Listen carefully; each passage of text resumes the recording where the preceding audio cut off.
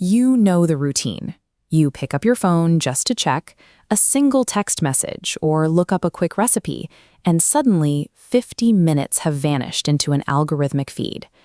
Take a look at this funnel diagram representing modern app architecture. It starts with a simple intent, but quickly drops you into a massive, infinite loop.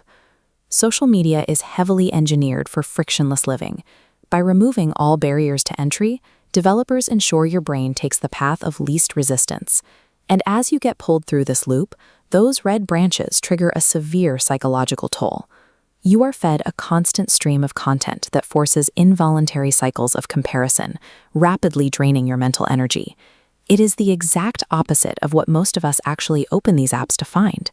We go online wanting to feel inspired and connected, not inadequate about our own lives. This hyper-convenience has a steep cost. By making consumption so effortless, frictionless technology weaponizes our desire for ease directly against our own mental well-being. Rather than relying on sheer willpower to use her phone less, content creator Victoria Morse recently decided to impose absolute artificial friction for 72 hours. She did this by fully bricking her device. In this custom phone-free mode, her smartphone was stripped down to basic survival tools: phone calls, text messages, and a podcast app for running. No social media, no email, and no browser. Which poses a curious question. What happens to a highly connected modern parent when you completely lock away their digital escape hatch? Beating an algorithm designed by thousands of engineers requires building physical, structural boundaries. Relying on good intentions simply isn't enough. If you map the energy flow in a locked-down system, you'll see a sharp pivot. This diagram illustrates exactly what happens when the pathway to the screen is blocked. Starved of easy dopamine, the brain doesn't just power down. That energy violently bounces back and aggressively reroutes toward any other available engagement.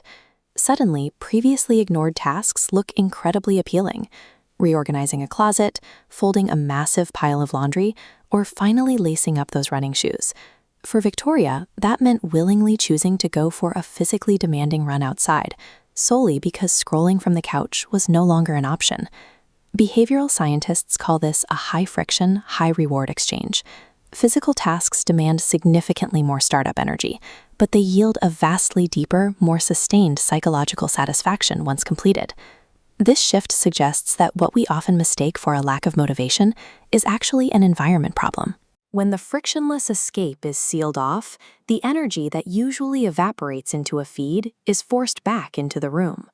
With that analog drive fully activated, Victoria found herself capable of tackling an enormous amount of physical labor without a single distraction. In this case, preparing to host 45 people for her 2-year-old daughter's birthday party.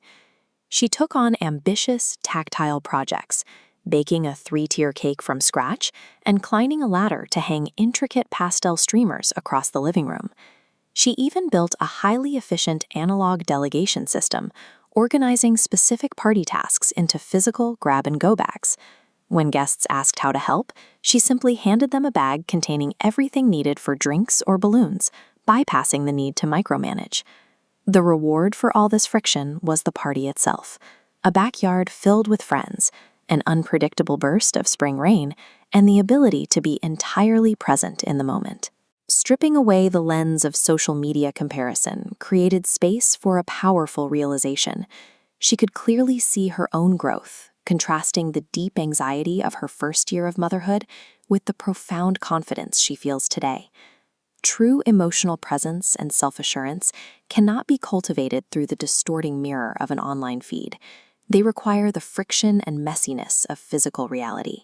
As the 72 hours closed and Sunday night arrived, Victoria was hit with a jarring wave of dread about logging back onto the internet.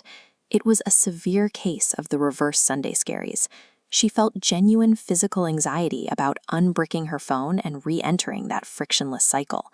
The contrast was so sharp that she found herself daydreaming about never opening her laptop or phone ever again. The quiet peace of the analog weekend vastly outweighed the cheap dopamine of the digital one. This reaction highlights the all-or-nothing fallacy many of us fall into. We convince ourselves that our only options are to either be plugged into the matrix 24/7 or throw our devices straight into the ocean. That extreme dread of reconnecting is a glaring symptom of systemic imbalance. It proves how highly unnatural our baseline digital existence has actually become. We do not have to become total Luddites to find peace. The sustainable middle ground is found in utilizing temporary, targeted detoxes to reset our baseline. This is choice architecture in practice. By intentionally structuring your physical environment, like bricking a phone all weekend, you make the analog world the default state, bypassing the need for constant willpower. By deliberately severing our frictionless digital ties, we do not lose our connection to the world around us. We regain the rich, productive, and joyful reality of our own offline lives.